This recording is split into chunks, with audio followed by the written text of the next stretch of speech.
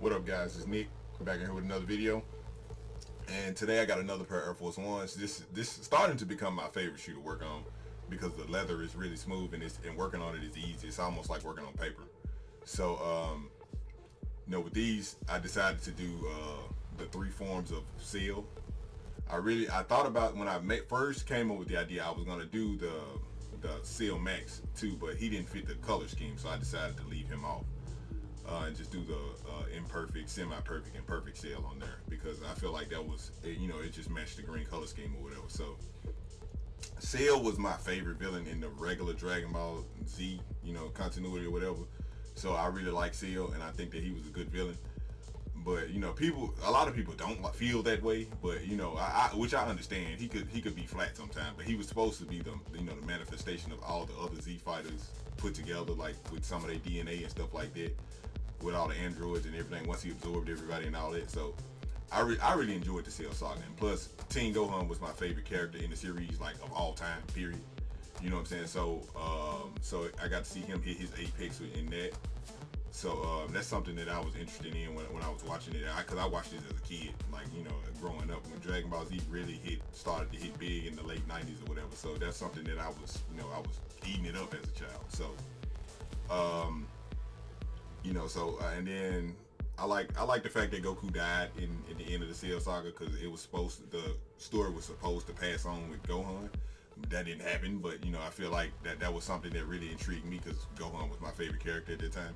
So but I feel like this piece was kind of like a throwback to my childhood or whatever, because this was my favorite thing. I mean, when I tell you I was in like elementary school going crazy about Cell and Gohan, the Cell and Gohan fight, like it was the biggest thing ever to me. So that was one of the biggest reasons why I decided to do this. And plus I decided to take it with me to the Kansas City PlanetCon convention. I took this and the Itachi piece. It was a couple more pieces I took with me. So I decided to have this because I knew I was going. So I said, let me make some stuff that I can have up there to display, so I can make my table pop or whatever. So yeah. So this was really fun for me. Like I really enjoyed this piece.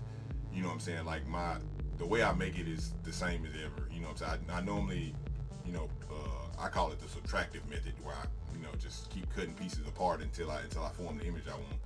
And then once I get to a point where I can hand draw it in, I'll just hand draw it in, like because it'll save time doing that. But I really like doing it. I really like doing these because they're fun to make, and then it gets people's attention when you go places. The only thing about working on this particular shoe, so that if there's somebody that sees this particular type of Air Force One and you see it at an outlet store near you or something like that, this shoe doesn't particularly hold up well long term when it comes to wearing. So like once you put a lot of wear and tear on her, this shoe will eventually wear down faster than regular Air Force One. Like the regular leather on Air Force Ones tend to do better than these, because usually after the ones that I've made and I've worn myself, like after I'd say a year or so of wearing it, and you put it through, because I don't know, I guess I'm hard on shoes, I don't know. But like I've seen it where it damages a little bit. Like it's not bad or anything, but I've seen it do that. So normally when I make these, I tell people if they want them, like they're strictly for display. Like I would not advise you to wear these. So for me, I would just say just do that.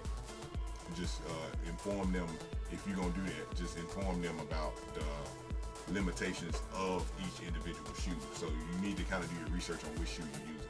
So that was my only thing with that. I just wanted to make sure that to let people know that when they deal with this shoe, it's like, hey, get let the people know what they actually buying. So but other than that, let me know what you guys think about it. Let me know who your favorite, what was your favorite villain in Dragon Ball Z period anyway, and who was your favorite character. So if you can just leave me a like, comment, subscribe.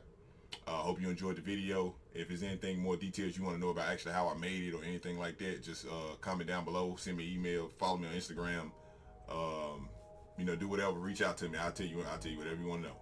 So like, comment, subscribe, and holla back.